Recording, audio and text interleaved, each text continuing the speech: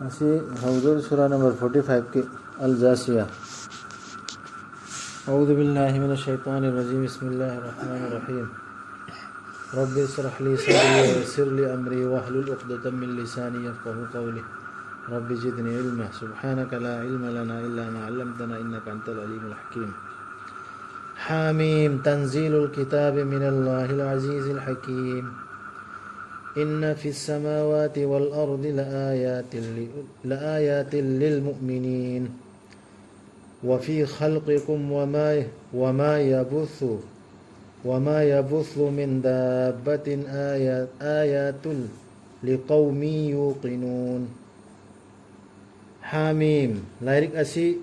تاد برك لبسي الله تجيني بانغل بدو أسين بدو तसेना मग आसमान सिंगदा अमसुंग पृथ्वीदा लैरबनी खुदम सिंग थाजबा सिंगिदमा पृथ्वी सिदा आसमान सिदा लैरबा खुदम साइन अनक्पा खुदम अल्लाह ना थारक्पा ईमान वाला सिंगी अमसुंग नखोय हा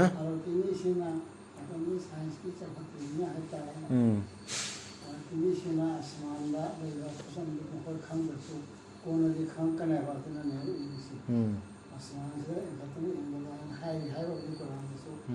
मानी चौक तक कहीं अन्य चौक तो कहीं आगे फंसे बसी तो उसे ले तो नहीं ना तो कल से दिया वाला अदुना तक आसमान का ले खुदम में हमसे इसी आसमान का कहीं के खुदम ले इसी सुन क्या हम पहुंचने में खान कर इसे नाम खाने का आसमान मावास में वो कोना ते बस के इंद्रिय हो जी निने घबका ना आसमान से उधर तो ले ऐसी सुमन से हाईवे वाला आसमान से कहीं हो जी काम करो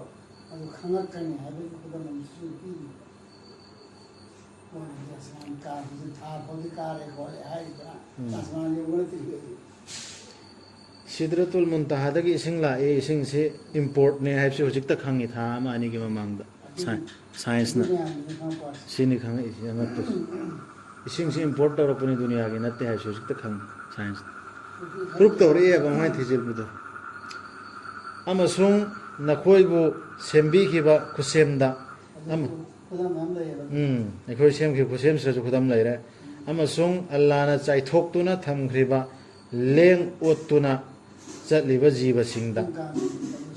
लैबनी खुदम सिंग चेतना थाजबा सिंगिदमा सिगी सिनेबा साइंस का चानबा अखोई मियोय दिमाग का चान ब्रेन का चानबा खुदम से अतोप खुदम सिगी खुदम सिंह से अल्लाह ने अखोई दा सिगी सिंह जी नखोई सेम खिबा आसमान सिंह पृथ्वी अतोप जीव सिंह लेंग ओलिबा सिग सिनी खुदम मेना अल्लाह ने हायर सी सिदा लैबनी खुदम मेना हायर सी सिगी सिनेबा अखोई ब्रेन का चानबा खुदम से कई खुदम कई खुदम अल्लाह खक्ता अल्लाह ने सेम बनी मपू अमतनी है हाय बदोई खुदम मातना तवरी में हाइबदु खुदम दो कुरान से हाइब चुम्मी हाइबदु रब से मपू से रब हाइब रब से मपू से माने हाइबदु की खुदम से जो पी हाइबीरे मपू नि हाइब अमसुंग अहिंग अमसुंग नुंगथिलगी यावोंदा अमसुंग अल्लाह ना अतियादगी थादा बिरकलिबा चिंजाक इसिंग सिरा यावरा चिंजाक इसिंग अदुगा मधुना माना हिंगर हनबीरिबा मधुदा पृथ्वीबु मधुना सिरोबा मतुंगदा अमसुंग माना नुंगसित सिंगी मैरम होंगहल्लिबसिदा लैरबनी खुदम सिंग खनथबा मी सिंगिदमा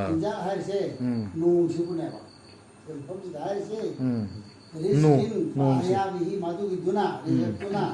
हिंगहल्ली पृथ्वीबु हासी रेस का हर संभव से कई वरा नोंग से कोई ना हाना अर्थ से लौना रमिका मैना दुनिया से सुमेना मनिन से पैक लगा सुमेना ओली मैना तो मनिन से पैक लगा नोंग चोर है ना हौजी हौजी प्रूफ तो उसे अदुई दुनत्ते है सिदरतुल मुंतहा दगी इंपोर्ट तौर पर ने साइंस ने प्रूफ तौर है इसिंग से दुनिया की नत्ते है हौ कि बथा मनि सेरा नसाना लाउ थोखरे अखोई तो सुमेना ओन बने से अर्थ हलमितना अदुई दु ओइरमदे अदुई अमका आयात सिंग खन थकांदा अल्लाह ने अत्यादई थादर इहर सिदी सिदई लौखत लगा फिर ए हाइदे हाइब्राने ꯃꯣꯏꯅ ꯏꯁꯤꯡꯁꯤꯗꯒꯤ ꯁꯦꯝꯃꯦꯗ ꯂꯣꯏꯅ ꯁꯦꯝꯃꯒ ꯏꯁꯤꯡꯁꯤꯗꯤ ꯑꯥꯗꯒꯤ ꯂꯥꯛꯄꯅꯤ ꯍꯥꯏꯕꯅꯤ ꯑꯗꯩ ꯂꯥꯛꯄꯅꯦ ꯁꯤꯗ ꯁꯦꯝꯕ ꯅꯠꯇꯦ ꯍꯥꯏꯕ ꯄ꯭ꯔꯤꯊꯤꯕꯤꯁꯤꯒꯤ ꯄꯣꯠ ꯑꯣꯏꯔꯝꯗ꯭ꯔꯦ ꯁꯤ ꯍꯧꯖꯤꯛꯇ ꯄ꯭ꯔꯨꯞ ꯇꯧꯔꯤꯕ ꯁꯥꯏꯟꯁꯅ ꯑꯗꯨꯅꯗꯤ ꯊꯥꯊꯔꯛꯏ ꯍꯥꯏꯁꯦ ꯑꯁꯨꯃꯥꯏꯅ ꯊꯥꯊꯔꯛꯏꯁꯦ ꯁꯤꯗ ꯇꯥꯗ ꯊꯥꯊꯔꯛꯏ ꯍꯥꯏꯕ ꯑꯣꯏ ꯇꯥꯕꯅꯦ ꯄ꯭ꯔꯤꯊꯤꯕꯤꯕꯨ ꯃꯗꯨꯅ ꯁꯤꯔꯕ ꯃꯇꯨꯡꯗ ꯑꯃꯁꯨꯡ ꯑꯜꯂꯥꯍꯅ ꯅꯨꯡꯁꯤꯠꯁꯤꯡꯒꯤ ꯃꯩꯔꯝ ꯍꯣꯡꯍꯜꯂꯤꯕꯁꯤꯗ ꯂꯩꯔꯕꯅꯤ ꯈꯨꯗꯝꯁꯤꯡ ꯈꯟꯊꯕ ꯃꯤꯁꯤꯡꯒꯤꯗꯃꯛ ꯁꯤꯅꯦꯕ ꯁꯥꯏꯟꯁ ꯐꯤꯖꯤꯛꯁ ꯍꯥꯏꯔꯤꯁꯤ ꯐꯤꯖꯤꯛꯁ ꯁꯤ ꯕꯨꯅꯤꯌꯥꯠꯇꯨ ꯍꯧꯗꯣꯛꯑꯝꯃꯤꯁꯤ ꯔꯁꯨꯜꯒꯤ ꯃꯇꯝꯗ ꯁꯍꯥꯕꯥꯏ ꯀꯔꯥꯝꯗꯤ ꯍꯧꯗꯣꯛꯑꯝꯃꯦꯕ ꯕꯨꯅꯤꯌꯥꯠꯇꯨ ꯒ꯭ꯌꯥꯟ ꯇꯥꯈ꯭ꯔꯦꯕ ꯐꯥꯎꯟꯗꯦꯁꯟ ꯍꯧꯗꯣꯛꯑꯝꯃꯦꯕ ꯐꯥꯎꯟꯗꯦꯁꯟ ꯍꯧꯗꯣꯛꯄꯁꯤꯅꯦꯕ ꯂꯨꯔꯤꯁꯤ ꯃꯈꯣꯏꯗꯤ ꯑꯗꯨꯗ ꯊꯥꯊꯔꯒ ꯏꯃꯥꯟ ꯄꯨꯔꯛꯑꯒ ꯁꯥꯏꯟꯁꯀꯤ ꯐꯤꯖꯤꯛꯁꯀꯤꯁꯤ ꯐꯥꯎꯟꯗꯦꯁꯟ ꯃꯈꯣꯏꯅ ꯂꯤꯡꯈꯠꯂꯝꯃꯦ ꯍꯧꯗꯣꯛꯑꯝꯃꯦ ꯑꯩꯈꯣꯏꯅ ꯍꯧꯖꯤꯛ ꯑꯃꯨꯛꯀ ꯁꯤꯁꯤ ꯒ꯭ꯌꯥꯟ ꯇꯥꯗ꯭ꯔꯕꯅꯤꯅ ꯂꯥꯏꯔꯤꯛꯇꯨ ꯇꯝꯃꯨꯗ꯭ꯔꯕꯅꯤ나 ꯈꯟꯁꯨ ꯈꯟꯊꯔꯨꯗ꯭ꯔꯕꯅꯤꯅ ꯑꯩꯈꯣꯏ ꯃꯧꯔꯨꯕꯤ ꯑꯩꯈꯣꯏꯅ ꯈꯨꯝꯃꯤꯁꯤ ꯍꯥꯏ ꯑꯜꯂꯥꯍ ꯍꯨꯀꯨꯝꯅꯤ ꯑꯗꯨ ꯀꯃꯥꯏꯅ ꯂꯥꯛꯏꯃꯤꯗ ꯑꯩꯈꯣꯏꯅ ꯈꯪꯕꯟꯇꯦ ꯑꯗꯨ ꯃꯧꯔꯨꯕꯤꯗꯨꯗ ꯍꯥꯏꯕ ꯌꯥꯏꯑꯕ ꯃꯧꯂꯤ ꯁꯥꯍꯕ ꯅꯪꯅ ꯈꯪꯗ꯭ꯔꯁꯨ ꯑꯩꯈꯣꯏꯗꯤ ꯈꯪꯉꯦꯅ ꯃꯧꯂꯤ ꯁꯥꯍꯕꯅ ꯈꯪꯗꯕ ꯋꯥꯅꯤ ꯐꯤꯖꯤꯛꯁ ꯁꯥꯏꯟꯁꯇꯨ ꯐꯥꯎꯟꯗꯦꯁꯟ ꯍꯧꯗꯣꯛꯑꯝꯃꯦ ꯍꯥꯏꯕꯁꯤ ꯍꯧꯖꯤꯛꯇꯤ ꯈꯪꯉꯦ ꯁꯥꯏꯟꯁꯅ ꯍꯥꯏꯕ ꯌꯥꯏ ꯃꯣꯏꯅ ꯈꯪꯗꯕꯗꯩꯅꯦꯕ ꯈꯨꯝꯃꯤꯗꯨ ꯐꯨꯟ ꯙꯣꯔꯃꯤꯌꯗ꯭ꯔꯣ ꯑꯗꯨ ꯃꯈꯣꯏꯁꯤ ꯑꯜꯂꯥꯍꯒꯤ ꯑꯌꯥꯁꯤꯡꯅꯤ ꯑꯩꯈꯣꯏꯅ ꯃꯈꯣꯏꯗꯨꯕꯨ ꯊꯤꯊꯔꯤꯕ ꯅꯪꯉꯣꯟꯗ ꯑꯆꯨꯝꯕꯒ ꯂꯣꯏꯅꯅ ꯑꯗꯨ ꯑꯣꯏꯔꯕꯗꯤ ꯀꯔꯝꯕ ꯋꯥꯔꯤꯗꯅꯣ ꯑꯜꯂꯥꯍ ꯑꯃꯁꯨꯡ ꯑꯜꯂꯥꯍꯒꯤ ꯑꯌꯥꯠꯁꯤꯡꯒꯤ ꯃꯇꯨꯡꯗ ꯃꯈꯣꯏꯅ ꯊꯥꯖꯒꯗꯧꯔꯤꯕ ꯁꯤꯒꯤ ꯑꯗꯨꯛ ꯆꯥꯎꯔꯕ ꯅꯈꯣꯏꯒꯤ ꯕꯨꯙꯤꯒ ꯆꯥꯟꯅꯔꯕ ꯁꯥꯏꯟꯁꯀ ꯆꯥꯟꯅꯔꯕ ꯀꯌꯥꯃꯊꯧꯒꯤ ꯄ꯭ꯔꯨꯞ ꯄꯤꯔꯕꯁꯦ ꯑꯜꯂꯥꯍꯅ ꯁꯥꯏꯟꯁꯀꯤ ꯐꯤꯖꯤꯛꯁꯀꯤ ꯃꯔꯨꯑꯣꯏꯕ ꯄꯣꯠ ꯃꯤꯑꯣꯏꯕꯒꯤ ꯕꯨꯙꯤ ꯂꯧꯁꯤꯡꯒ ꯆꯥꯟꯅꯕ ꯗꯂꯤꯜ ꯃꯌꯥꯝ ꯄꯤꯔꯕꯁꯤ ꯁꯤꯒꯤ ꯑꯌꯥꯠꯁꯤꯗ ꯊꯥꯖꯗ꯭ꯔ ꯀꯔꯝꯕ ꯑꯌꯥꯠꯇꯅꯣ ꯃꯣꯏꯅ ꯊꯥꯖꯗꯧꯔꯤꯁꯤ ꯍꯦꯛꯇ ꯄꯨꯈ꯭ꯔꯤꯗꯒꯤ ꯃꯉꯥꯟ ꯑꯃ ꯐꯥꯎꯔꯛꯄ ꯃꯤ ꯑꯃꯅ ꯍꯦꯛꯇ ꯄꯥꯏꯔ ꯆꯠꯂꯝꯕ ꯑꯗꯨꯝꯕ ꯑꯥꯜꯇꯨ ꯐꯥꯜꯇꯨ ꯗꯂꯤꯜ ꯌꯥꯎꯗꯕ ꯍꯥꯏꯗꯤ ꯃꯤꯒꯤ ꯒ꯭ꯌꯥꯟꯅ ꯂꯥꯝꯕ ꯐꯪꯗꯕ ꯑꯟꯙꯕꯤꯁ꯭ꯋꯥꯁꯇꯨ ꯑꯗꯨꯅꯦꯕ ꯃꯤꯑꯣꯏꯕꯅ ꯉꯥꯏꯔꯤꯁꯤꯅ ꯁꯤꯒꯤ ꯁꯥꯏꯟꯁꯀꯤ ꯄ꯭ꯔꯨꯐꯁꯤ ꯑꯜꯂꯥꯍꯅ ꯃꯤꯑꯣꯏꯕꯒꯤ ꯂꯧꯁꯤꯡꯒ ꯆꯥꯅꯕ ꯄꯤꯔꯛꯏꯕ ꯗꯂꯤꯜꯁꯤ ꯁꯤ ꯊꯥꯖꯗꯦꯕ ꯃꯤꯁꯤꯡ ꯁꯤ ꯅꯠꯇꯕ ꯃꯈꯣꯏꯅ ꯉꯥꯏꯔꯤꯁꯤꯅ ꯑꯇꯣꯞꯄꯗꯨꯅꯦꯕ ꯑꯉꯛꯄ ꯄꯣꯠꯁꯤꯡꯗꯨ ꯃꯤ ꯑꯃꯅ ꯄꯨꯊꯣꯛ ꯃꯤ ꯑꯃꯅ ꯃꯆꯤꯟ ꯊꯤꯖꯤꯟꯕ ꯁꯦꯝꯖꯤꯟꯕ ꯁꯥꯖꯤꯟꯕ ꯖꯤꯟꯅꯥꯠꯅ ꯄꯨꯊꯣꯛꯄ ꯑꯣꯏꯔꯣ ꯃꯤꯅ ꯄꯨꯊꯣꯛꯄ ꯑꯣꯏꯔꯣ ꯁꯨꯝꯕꯗ ꯊꯥꯖꯗꯕꯁꯤ ꯑꯋꯥꯕꯤꯅꯤ ꯆꯤꯟꯊꯤꯕ ꯄꯥꯄꯤ ꯈꯨꯗꯤꯡꯃꯛꯀꯤ ꯇꯨ ꯍꯧꯖꯤꯛꯀꯤ ꯑꯉꯛꯄ ꯄꯨꯊꯣꯛꯄ ꯁꯤ ꯅꯠꯇꯕ ꯑꯇꯣꯞꯄ ꯄꯨꯊꯣꯛꯄꯁꯤꯡꯗꯨ ꯃꯈꯣꯏꯒꯤꯗꯤ ꯑꯋꯥꯕꯤꯅꯦꯕ ꯆꯤꯟꯊꯤꯕꯁꯤꯡꯗꯨꯒꯤ ꯄꯥꯄꯤꯁꯤꯡꯗꯨ ꯗꯁꯥꯇꯥꯅꯦ ꯃꯥꯅ ꯇꯥꯔꯒ ꯑꯜꯂꯥꯍꯒꯤ ꯑꯌꯥꯠꯁꯤꯡ ꯃꯉꯣꯟꯗ ꯊꯤꯊꯕꯗꯨ ꯑꯗꯨꯒꯤ ꯇꯨꯡꯗ ꯃꯥꯅ ꯑꯅꯝ ꯀꯟꯁꯤꯜꯂꯤꯕ ꯄꯣꯛꯊꯣꯛ ꯆꯥꯎꯊꯣꯛꯄꯗ ꯃꯥꯅ ꯃꯈꯣꯏꯕꯨ ꯇꯥꯗꯕꯒꯨꯝ ꯍꯧꯖꯤꯛꯀꯤ ꯑꯌꯥꯠꯇꯨ ꯇꯥꯗꯕꯒꯨꯝ ꯑꯗꯨꯅ ꯄꯥꯎ ꯄꯤꯔꯣ ꯃꯉꯣꯟꯗ ꯆꯩꯅꯥ ꯂꯩꯔꯕ ꯗꯟꯗꯤꯒꯤ ꯁꯤꯒꯤ ꯗꯂꯤꯜ ꯃꯊꯛꯇ ꯄꯤꯈ꯭ꯔꯤꯁꯦ ꯑꯜꯂꯥꯍꯅ ꯈꯨꯗꯝ ꯁꯥꯏꯟ ꯁꯤꯒꯤꯁꯤ ꯇꯥꯁꯤꯟꯅꯗꯗꯅ ꯃꯥꯅ ꯍꯧꯖꯤꯛꯀꯤ ꯑꯉꯛꯄ ꯃꯆꯤꯟ ꯊꯤꯕ ꯄꯨꯊꯣꯛꯏꯗꯣ ꯑꯇꯣꯞꯄ ꯅꯤꯁꯥꯟ ꯄꯨꯊꯣꯛꯑꯒ ꯃꯤ ꯉꯛꯅꯕ ꯍꯣꯠꯅꯔꯤꯗꯨ ꯑꯗꯨꯒ ꯑꯗꯨꯗ ꯊꯥꯖꯔꯤ ꯃꯤꯗꯨꯁꯨ ꯑꯗꯨꯒꯤꯗꯤ ꯄꯤꯔꯣ ꯃꯉꯣꯟꯗ ꯆꯩꯅꯥ ꯂꯩꯔꯕ ꯗꯟꯗꯤꯒꯤ ꯃꯥꯅ ꯈꯪꯂꯕ ꯃꯇꯝꯗ ꯑꯩꯈꯣꯏꯒꯤ ꯑꯌꯥꯠꯁꯤꯡꯒꯤ ꯀꯔꯤꯒꯨꯝꯕ ꯈꯔ ꯃꯥꯅ ꯂꯧꯏ ꯃꯈꯣꯏꯗꯨꯕꯨ ꯐꯥꯒꯤ ꯑꯣꯏꯅ ꯂꯧꯋꯦꯕ ꯃꯈꯣꯏꯗꯨꯒꯤꯗꯤ ꯆꯣꯞꯍꯟꯒꯗꯕ ꯗꯟꯗꯤꯅꯤ ꯐꯥꯒꯤ ꯑꯣꯏꯅ ꯂꯧꯏ ꯃꯥꯅ ꯈꯟꯊꯔꯨꯗꯦꯕ ꯑꯗꯨꯒꯤꯗꯨ ꯈꯟꯊꯔꯨꯗꯦ ꯐꯥꯒꯤ ꯑꯣꯏꯅ ꯂꯧꯏꯗꯤ ꯍꯣꯏꯅꯦ ꯑꯜꯂꯥꯍꯅ ꯁꯤꯗ꯭ꯔꯥꯇꯨꯜ ꯃꯨꯟꯇꯍꯥꯗꯒꯤ ꯏꯁꯤꯡ ꯊꯥꯊꯔꯛꯏꯃꯤ ꯍꯥꯏꯔꯦ ꯀꯃꯥꯏꯅ ꯊꯥꯊꯔꯛꯏꯃꯣ ꯀꯔꯤꯅꯣ ꯍꯥꯏꯗꯨ ꯁꯥꯏꯟꯁꯅ ꯊꯤꯖꯤꯟꯗꯅ ꯄ꯭ꯔꯨꯞ ꯇꯧꯅꯔꯦ ꯍꯧꯖꯤꯛ ꯆꯥꯎꯈꯠꯄ ꯃꯤꯅ ꯍꯧꯖꯤꯛꯀꯤ ꯃꯧꯔꯨꯕꯤ ꯑꯩꯅꯗꯤ ꯀꯔꯤꯅ ꯍꯥꯏꯔꯤ ꯑꯁ ꯑꯜꯂꯥꯍꯅ ꯊꯥꯔꯛꯏꯃꯤ ꯅꯪ ꯍꯦꯛꯇ ꯑꯗꯨ ꯍꯥꯏꯕ ꯌꯥꯕ꯭ꯔꯣ ꯑꯩꯈꯣꯏꯅ ꯈꯪꯕꯟꯇꯦ ꯑꯜꯂꯥꯍꯅꯗꯤ ꯑꯗꯨꯃꯥꯏꯅ ꯊꯥꯔꯛꯇꯦꯕ ꯈꯪꯗꯅꯕ ꯊꯥꯔꯛꯇꯦ ꯊꯥꯊꯔꯛꯏꯅꯤ ꯍꯥꯏꯕꯁꯤꯗꯅꯦ ꯑꯉꯥꯡꯒꯤ ꯄꯔꯥꯗ ꯌꯥꯎꯍꯧꯗꯕꯅꯤꯅ ꯆꯃꯝꯅꯕ ꯌꯥꯎꯔꯦꯕ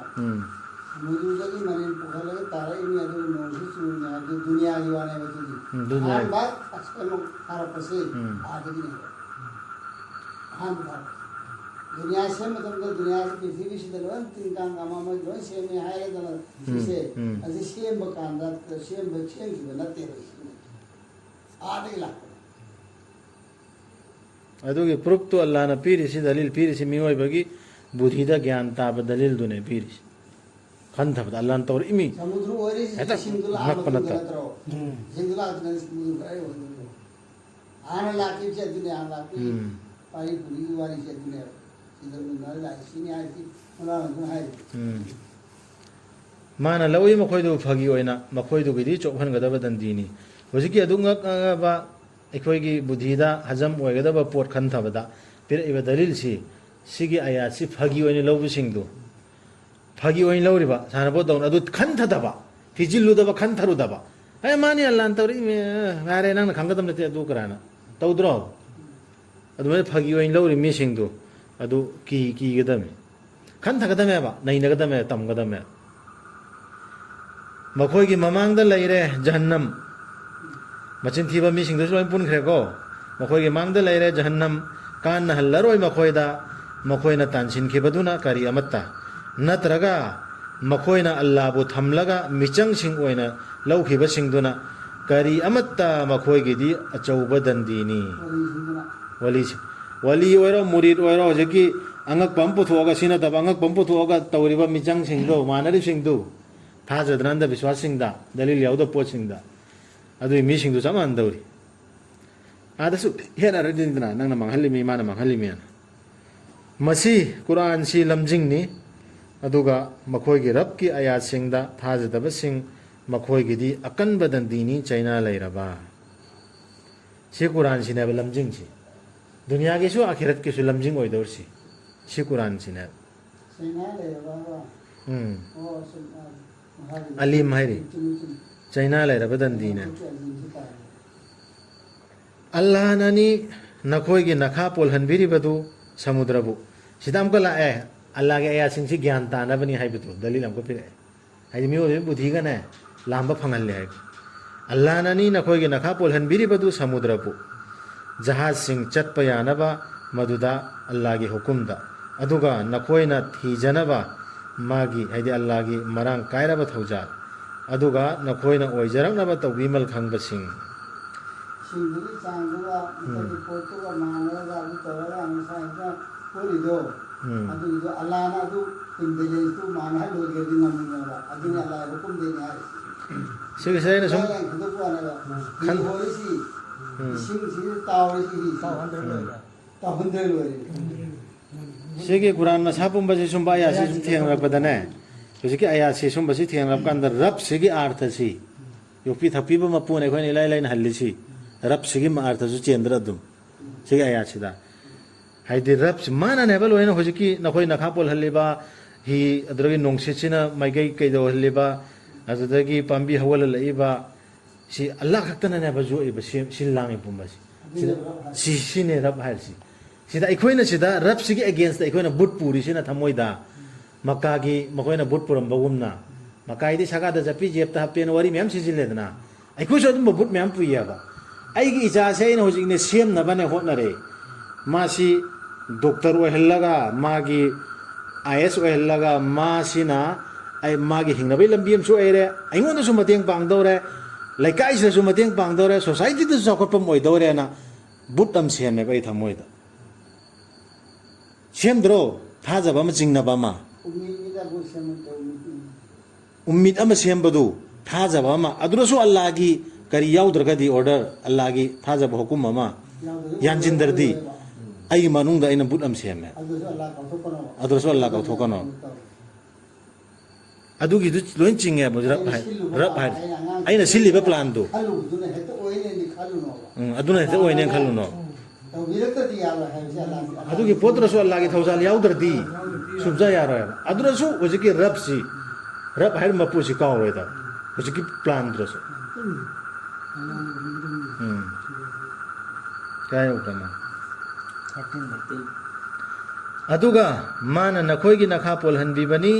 ꯑꯁꯃꯥꯟꯁꯤꯡꯗ ꯂꯩꯔꯤꯕ ꯃꯈꯩꯗꯨ ꯑꯃꯁꯨꯡ ꯄ꯭ꯔꯤꯊꯤꯕꯤꯗ ꯂꯩꯔꯤꯕ ꯃꯈꯩꯗꯨ ꯁꯤ ꯑꯜꯂꯥꯍꯅ ꯃꯈꯥ ꯄꯣꯜꯍꯜꯂꯤꯁꯤ ꯑꯗꯨ ꯑꯩꯒꯤ ꯄ꯭ꯂꯥꯟꯗꯨꯁꯨ ꯂꯣꯏꯅ ꯑꯜꯂꯥꯍ ꯃꯈꯥ ꯄꯣꯟꯗꯧꯔꯤꯕ ꯅꯠꯇ꯭ꯔꯣ ꯑꯗꯨꯁꯨ ꯀꯥꯎꯔꯣꯏꯗꯕ ꯑꯩꯈꯣꯏꯗꯃꯛꯇꯅꯦ ꯃꯈꯥ ꯄꯣꯜꯍꯜꯂꯗꯤ ꯑꯩꯈꯣꯏꯒꯤ ꯒ꯭ꯌꯥꯟꯒꯤ ꯃꯅꯨꯡꯗꯁꯨ ꯂꯩꯗꯧꯔꯤꯕ ꯅꯠꯇ꯭ꯔꯣ ꯁꯥꯏꯟꯁꯀꯤ ꯒ꯭ꯌꯥꯟꯒꯤ ꯃꯅꯨꯡꯗ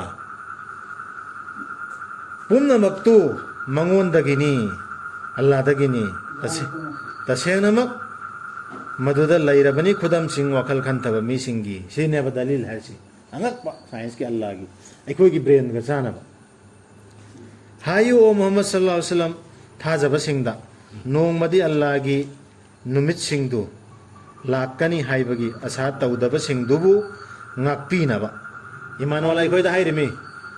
अल्लाह की नुमित नोंग लाकनी हिसाब किताब लौनी हाइबा थाजदब सिंगदो अदुइदो ngakpinaba अखोइदो ऑर्डर नि सिक्स अखोइदि nga ubante khumnagदै तैयार दा लेंगी ताखनरिमी मान अदु हाइखरेन ngakpinaba अल्लाह ना शांति पीनबा मीसिंग शास्ति पीनबा मीसिंगबु मखोइना तौखिबदुगी सिगिसे एकोइना सिरा कनागुम्बा मी मतंग दा फैसला तोथोकपसि मादि अदु यातेने मादि जहन्नम निने मादि जन्नत निने सिगिसे अचौबा गुनाने माइगो वखन अदु बगा काइदि सेवा काइ विचार दे अल्लाह तौगदब पोलमने बसिगिसि सिसे एकोइना सिदा फैसला तौराबा सि ग्रुप सिना सिनी मादि दुजकनी मादि सुन्नत चत्ते मादि सजा सि फंगने एकोइना हेक फैसला तौराबा सिगी मिसरे हेलांग फैनाबा लेरंगदम मांद्रे वखन अल्लाह की अचौबो करी प्रोग्राम में से अल्लाह खतन तौगदब आदा कनाम फो यारो हैरि में अल्लाह मिचम सु कनाम फो यारो तेंबांग मिनम सु कनाम फो अल्लाह खतन तौदौरियाबा सिगी थबकसि सिक्से एकोइना सिदा अल्लाह ना ऑर्डर में हाइर ngakpinaba थाजदब सिंग अखोइदि पाव होनबतन तो रसूल खक्ता है रसूल हाइरिसि मेसेज होन खक्ता सिगी सिने एकोइना हेदा फैसला ता थोंनारिसि ओइस अदुइ ग्रुप तु महoi दु चंगोनु अदुइ मिदु अदर एखोइ चंगो खोमेमि अदु आ तो अंगा मी लाटपदो आना निगबा निकन गुता पा हायो मोहम्मद सल्लल्लाहु अलैहि वसल्लम थाजब सिंगदा इमानुअल्ला सिंगदा हायोना हाइरिमि रसूलदा नोंगमदि अल्लाह की नुमित सिंगदु लाकनी हाइबगी आशा तौदब सिंगदु सिगनी नत्र हिंगलनि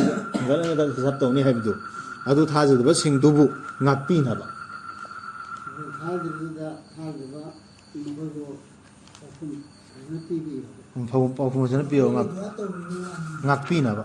पोक्थोकपिनaba हाइदि मखोइ एन अदनaba नारांदु मखोइ लालपदु ngakpinaba अदुइ मखादा डायरेक्ट हाइरे इसे अल्लाह ना शास्ति पीनबा मीसिंगबु मखोइ तौखि मखोइ पिगदम नते अल्लाह पीनबा इने अदुइ अल्लाह की ऑर्डर आदा अचौबो कोट अम फैसला हम तौदोर से अल्लाह ना सिगी सिरा कनागुम बमते यावरोय दौरि अल्लाह खन तौदौरि अदा एखोइना सिदा फैसला तौबा यादे फत्ते सिगिसी सुमाइना फैसला तो थोकपसी सिगिसी सुने बा कोई महजब खाइदोपसी ग्रुप खाइदोपसी अदुइसु लाइ नत्रो कनागुम्बना अफबा थबक तौरबा मदु मसागी थवाइगिनी अदु मागिने नंगो नंगी दायित्व नते अदुगा कनागुम्बना फत्तबा तौरबा मदु मसागी मायोक्तनी फत्तबा तौदुसु अफबा तौदुसु माइ मागिने अदुगी तुंगदा नखोइगे रप्ता नखोइबु हलक्कदबनी सोइदनमक अखोइना अल्लाह ना पीखिबनी इस्राएल की मचा सिंगदा लाइरिक हुकुम तौबगी शक्ति अमसुंग नबी की फम अल्लाह ना पीखिबनी मखोइदा अफब पोटसिंग अमसुंग अल्लाह ना लौखत पीखिबनी मखोइबु ताइबंग पुमनमक की मथक्ता इस्राएल बनी इस्राएल का नबी से लेशिंग लाख आखिर नबी नामा अजनी वो ऐसे सिंगल वर्ष कमन ना होना नाम लाख रेबा मखोदा हिकमत पीख रेबा चिंजा मरान कहन रेबा सुंबा आयात सिंगसिदगी सुंबा आयात सिंगसिदगी ने स्कॉलर खरना हाइबा खन्ना बयाबा सुम हाइबा लयबा आइना हाइबा नते को स्कॉलर खन्ना हाइबा करियाना हाना लाखरेबा पैगंबर सिंगसिदा सु बनी इस्राएल थाखरेबा पैगंबर लिसिंग 13 हाइरो मसिंग एनी हाइरो ने सुम लिसिंग कया लाखरे सिंगसिदा हुकुम तौनबा ऑर्डर सिनेबा याम लाखरेसी ऑर्डर सितौगुनु अदो कुरान सिदी हुजिकी स्कॉलर सिंग हाइजे कुरान सिदी अदुकी तौखरिबा हुकुम सिंग मखोइदा सि तौखरि मखोइदा सि ऑर्डर तौखिमि सि तौखिमि एखोइदसु पालेदन पानबदा अदुगी दुर यानजिन रपदु कुरान सिन आमका सी तौखिमि सी तौखिदे सी तौखिदे सी फै सी फत्ते सुमै खंदोकना बइने कुरान सिन अदु मैना स्कॉलर खन सु हाय खंदोकना बा फुरकान सी हुकुम तौखिदे अदु एखोइदसु पालबा दुम सिना हराम ओइखि सिना ओइखिदे अल्लाह ना थिंकिबदि सिक्सिनी सिनत्ते सुमैना खाइदोकना बगी कुरान सी सुमैना स्कॉलर खन सुम हाइबा ताबनी ꯑꯩꯈꯣꯏꯅ ꯄꯤꯈꯤꯕꯅꯤ ꯃꯈꯣꯏꯗ ꯑꯐꯕ ꯄꯣꯠꯁꯤꯡ ꯑꯃꯁꯨꯡ ꯑꯩꯈꯣꯏꯅ ꯂꯧꯈꯠꯄꯤꯈꯤꯕꯅꯤ ꯃꯈꯣꯏꯕꯨ ꯇꯥꯏꯕꯪ ꯄꯨꯝꯅꯃꯛꯀꯤ ꯃꯊꯛꯇ ꯍꯦꯟꯅ ꯃꯊꯣꯏ ꯔꯍꯃꯠ ꯊꯧꯖꯥꯜ ꯇꯧꯕꯤꯈꯤꯕꯗꯨ ꯐꯖꯤꯂꯠ ꯄꯤꯀꯥꯅ ꯄꯤꯈꯤꯕꯅꯤ ꯑꯩꯈꯣꯏꯅ ꯃꯈꯣꯏꯗ ꯋꯥꯐꯝ ꯈꯨꯗꯤꯡꯃꯛꯀꯤ ꯃꯌꯦꯛ ꯁꯦꯡꯂꯕ ꯗꯂꯤꯜꯁꯤꯡ ꯍꯧꯖꯤꯛꯀꯤ ꯑꯣꯔꯗꯔꯗꯨꯗꯀꯣ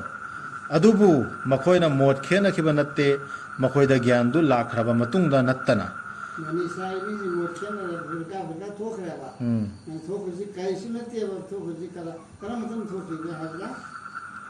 ꯗꯂꯤꯜ ꯂꯥꯛꯑ ꯃꯇꯨꯡꯗ ꯑꯜꯂꯥꯍꯒꯤ ꯁꯥꯏꯟ ꯑꯌꯥꯠ ꯂꯥꯛꯑ ꯃꯇꯨꯡꯗꯅꯦ ꯑꯣꯔꯗꯔ ꯂꯥꯛꯑ ꯃꯇꯨꯡꯗ ꯃꯈꯣꯏ ꯃꯁꯦꯜ ꯀꯂꯛ ꯌꯦꯡꯊꯤꯅꯕꯗꯒꯤ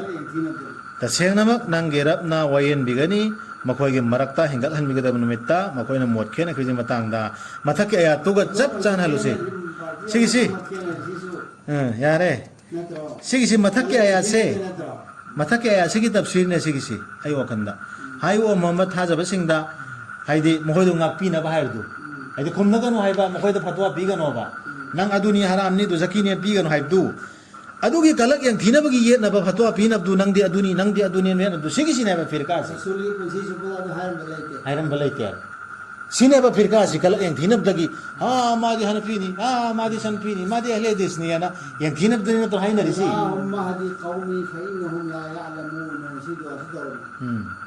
시기 아야시